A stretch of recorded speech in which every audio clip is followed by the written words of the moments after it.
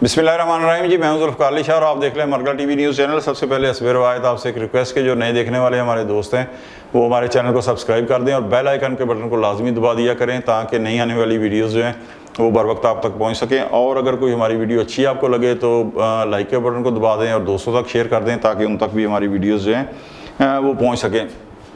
नाज़रीन, एक बात आपने गौर की होगी कि जैसे जैसे अच्छे काम गवर्नमेंट कर रही है, जिस तरह बहुत सारे अच्छे काम मैं अभी आपको बताऊंगा, लेकिन एक मखसूस जमात का जो सोशल मीडिया है, जब उनके अगर आप तज्जियों में, तबसरों में या उनकी पोस्टें देखें वीडियो की शक्ल में या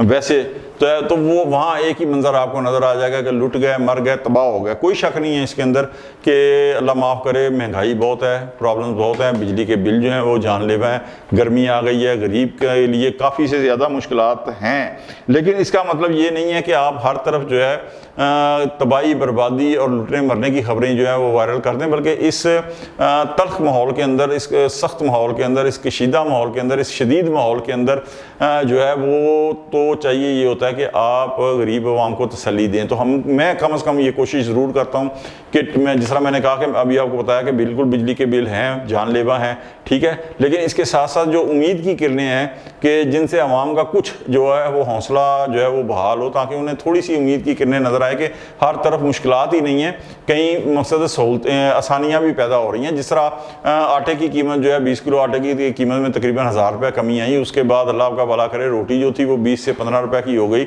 नान सस्ता हुआ।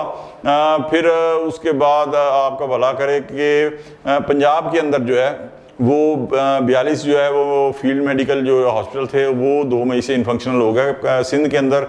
1 मई से मजदूर कार्ड हो गया, लेबर कार्ड हो गया। उसके बाद लेडीज़ के लिए एसी बसेस चली, मीरपुर ख़ास जैसे छोटे कस्बे में जो बसेस चल रही हैं। इस तरीके से मसद काफ़ी से फिर पेट्रोल की कीमत जो है दूसरी मरतबा तकरीबन 15 रुपये 39 पैसे मेरे ख्याल में वो कम हुई, डीजल कम हुआ, गैस का। तो ये सारी चीज़ें जो है अच्छी भी तो हो रही हैं ना, बिल्कुल मुश्किलात के साथ साथ ये सारी चीज़ें हो रही हैं। इस तरीके से इकानमी के मैदान के अंदर आप देखें तो मैंने तज्जिया नहीं किया, बल्कि खबर की बुनियाद पे कहा था कि सऊदी अरब से 5 अरब डॉलर की सरमायाकारी आ रही है, उसके बाद मजीद जो है आएगी। और फिर आपने देखा कि सऊदी अरब से जो है 50 रुकनी वफ्द जो है, बहुत बड़ा एक ज़ाहिर वफ्द होता है, वो 10 अरब की सरमायाकारी के लिए, इन्वेस्टमेंट के लिए पाकिस्तान आया और वो मुआहदों को जो है वो हतमी शक्ल जो है ना दी गई। आज भी इस हवाले से एक बड़ी अहम खबर जो है वो ज़ाहिर है कि मैं तो बुलवतनी के हवाले से यही कहूँगा कि एक अच्छी खबर है। लेकिन अच्छा, एक और चीज़ आपको बता दूँ यहाँ से उस खबर की तरफ आने से पहले कि इन तमाम अच्छी खबरों को कब ब्लैकआउट करते हुए, बाइकआउट करते हुए, इन्हें बिल्कुल साइड लाइन पे रखते हुए बिल्कुल वो खबरें दी जाती हैं जिसके अंदर बिल्कुल मनफी प्रोपोगंडा होता है, जिसके अंदर मायूसी होती है। ठीक है जी, आज़ाद कश्मीर के अंदर जो कुछ हुआ, यकीन करें कि कुछ लोगों की पूरी ये कोशिश थी कि खुदा ना खास्ता वो हंगामे इतने बड़े वो कि वो पाकिस्तान के अंदर तक जो है ना वो एक्सटेंड हो और पाकिस्तान के भी हालात वैसे ही हो जाए। खुदा ना खास्ता, मेरे मुंह में खाक, लेकिन अल्लाह का लाख लाख शुक्र है उस खुदा बुजुर्गो बरतर का कि जिसने उन जो भी था वहाँ पे हालात बेहतर हो गए, मुआहदा हो गया बिजली की, और जो भी उनके मुतालबात थे वो सारे तस्लीम हुए। और पाकिस्तान के अंदर सदर पाकिस्तान असद अली ज़रदारी का भी महसूस में किरदार है कि उन्होंने वहाँ की मीटिंग बुलाई और ख़ास तौर पर वज़ीर-ए-आज़म पाकिस्तान शहबाज शरीफ साहब जो हैं उन्होंने भी जो 23 अरब रुपए दिए और फौरी दिए फिर। तो बहरहाल वो अल्लाह का शुक्र है कि वो मामला बेहतर अंदाज में जो है हल हो गया। लेकिन आज जो मैं आपको एक अच्छी खबर सुना रहा हूँ, ये वाकई एक बहुत अच्छी खबर है। आपको याद होगा कि 2020 के अंदर गालबन मेरे ख्याल में अप्रैल या मई का महीना होगा, एक बिल्कुल गैर मुतवक्को तौर के ऊपर उस वक़्त चौधरी गुलाम सरवर खान जो थे, जो पिंडी से तहरीक इंसाफ के रुकने कौमी असम्बली थे और वज़ीर हवाबाजी थे, उन्होंने बिल्कुल फजूल किस्म का एक बयान दिया कौमी असम्बली के अंदर, फ्लोर ऑफ द हाउस, कि जनाब PIA के जो पायलट्स हैं उनमें से बहुत सारों की तो डिग्रियां ही जाली हैं। अच्छा जी, ओके हो गया। इस एक बयान के नतीजे के अंदर PIA के ऊपर बहुत सी जगहों के ऊपर पाबंदियां लग गई। इसलिए कि मैं आपको बताऊं कि जब आप कहेंगे कि PIA के पायलटों की डिग्रियां जाली हैं, तो कौन कम वक्त होगा, अहमक होगा जो PIA के अंदर सफ़र करेगा, और कौन होगा जो उन्हें यानी अपनी पूरी आबादियों से गुजरने देगा और पूरा इतना ख़तरा जो है मोल लेगा। नतीजा क्या हुआ कि यूरोपियन यूनियन ने भी, पूरी यूरोपियन यूनियन ने PIA की परवाज़ों के ऊपर पाबंदी लगा दी।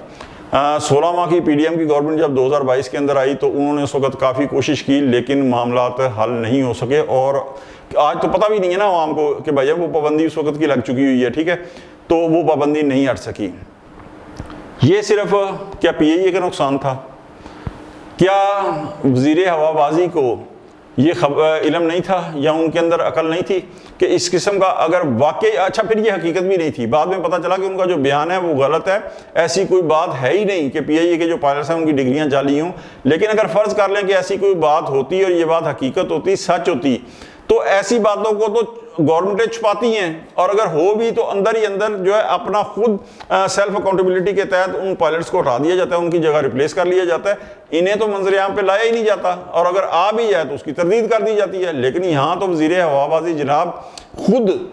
फ्लोर ऑफ दी हाउस, कहीं और भी नहीं कि प्रेस कॉन्फ्रेंस करके आप कहें कि जी मेरा मतलब ये नहीं, ये है चूंकि चुनाचे, नहीं, फ्लोर ऑफ दी हाउस जो है उन्होंने तस्लीम किया जी हमारे सारे जो अक्सरियत पायलट्स की है उनकी तो डिग्रियाँ जाली हैं।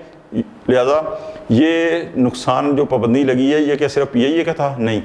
ये मुल्क और कौम का नुकसान था। इसलिए कि आप ये देखें कि पीआईए जो बहुत सारे शहरों में ना बराह रास्त उसकी परवाज़ें थीं, अब वो बराह रास्त परवाज़ें जो नहीं रही तो बहुत सारे जो हमारे बैरून मुल्क सफ़र करने वाले जो पैसेंजर हैं, जो पाकिस्तानी वहाँ रहते हैं, उनको कनेक्टेड फ़्लाइट्स जो है ना ज़ाहिर है दूसरे मुल्कों की एयरलाइन के ज़रिए वो पकड़नी पड़ी। तो ये मुल्क और कौम का नुकसान था सारा। लेकिन ये क्यों किया गया ये मैं वीडियो के आखिर में बताऊंगा। लेकिन अच्छी खबर ये है कि गवर्नमेंट की अनथक मेहनतों के बाद, जिस तरह मैंने कहा ना कि पीडीएम की गवर्नमेंट ने भी मेहनत की और अब भी की, और पीडीएम की गवर्नमेंट के अंदर जो हुआ उसके अंदर पाकिस्तान को जीएसपी प्लस स्टेटस भी मिला, जो तकरीबन 9 अरब रुपए की यूरोपियन यूनियन के अंदर पाकिस्तान की एक्सपोर्ट होती है, बहुत बड़ा 9 अरब डॉलर, और मज़ीद इंशाल्लाह आने वाले वक्तों में दिनों सालों में बढ़ेगी ये। तो इस हवाले से जो पीआईए के ऊपर पाबंदी लगी थी, अब जो गवर्नमेंट की कोशिशों के बाद उम्मीद है हटी नहीं है, लेकिन चंद हफ्तों के बाद या चंद महीनों के बाद ये पाबंदी लिफ्ट हो सकती है, ये पाबंदी ख़त्म हो सकती है। और ये बहुत बड़ी खुश खबरी है, बहुत बड़ी खुश किस्मती है कौम, मुल्क और कौम की, इसलिए